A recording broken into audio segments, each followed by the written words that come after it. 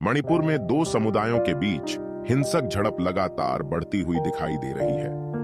बीते दिनों social media पर मणिपुर की दो महिलाओं को निर्वस्त्र कर घुमाने और उनके साथ यौन उत्पीड़न करने की वीडियो वायरल हुई, जिसके बाद पूरे देश के लोगों ने अपनी अपनी प्रतिक्रियाएं दी और अपना गुस्सा जाहिर किया।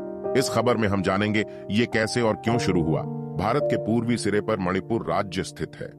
इसके पूर्व में म्यांमार, बर्मा और उत्तर में नागालैंड राज्य है। पश्चिम में असम राज्य और दक्षिण में मिजोरम राज्य है। मणिपुर का क्षेत्रफल 22,327 वर्ग किलोमीटर है। भौगोलिक रूप से मणिपुर के दो भाग हैं, पहाड़ियां और घाटियां। मणिपुर के मैदानी भागों में मैतेई समुदाय तथा पहाड़ी इलाकों में कुकी तथा नागा जनजाति निवास करती है। मैतेई समुदाय की आबादी लगभग 53% है।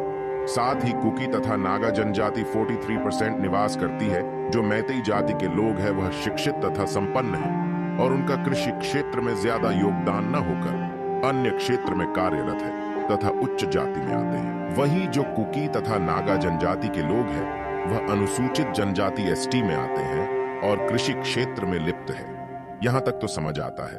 अब चलिए मणिपुर हिंसा जो 3 माह से भड़की हुई है उसके कारणों को समझते हैं। हाल ही में महिलाओं को नग्न अवस्था में घुमाने वाली वीडियो सामने आई है जो कुकी समुदाय से संबंधित है। प्रधानमंत्री ने इस घटना की कड़े शब्दों में निंदा करते हुए कठोर कार्रवाई करने का आश्वासन दिया है। वहीं सुप्रीम कोर्ट ने इस मामले पर स्वतः संज्ञान लेते हुए राज्य और केंद्र सरकार से कठोर कार्रवाई करने का निर्देश दिया है।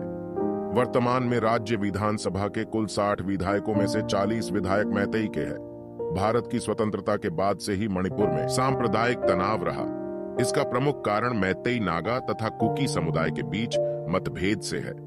मैतेई समुदाय द्वारा लंबे समय से जनजातीय समुदाय का दर्जा देने की मांग रही है, क्योंकि भारतीय संविधान के 371 सी के तहत मणिपुर की जनजातियों को विशेष राज्य का दर्जा और सुविधाएं मिली हुई हैं, जो मैतेई समुदाय को नहीं। इस दौरान हाई कोर्ट ने यह निर्णय मैतेई समुदाय को भी यह विशेष दर्जा दिया जाए। जब यह खबर आई कि इन्हें एसटी में शामिल किया जाएगा, तो इस खबर के आने के बाद नागा और कुकी जनजाति के विद्यार्थियों ने इम्फाल से लगभग 60 से 65 किलोमीटर की दूरी पर सभी विद्यार्थियों का एक सम्मेलन हुआ, जिसमें लगभग 50 से 60 हजार विद्यार्थी मैतेई समुदाय पर आक्रमण किया है। साथ ही साथ कई चर्च तोड़ने की अफवाह फैली।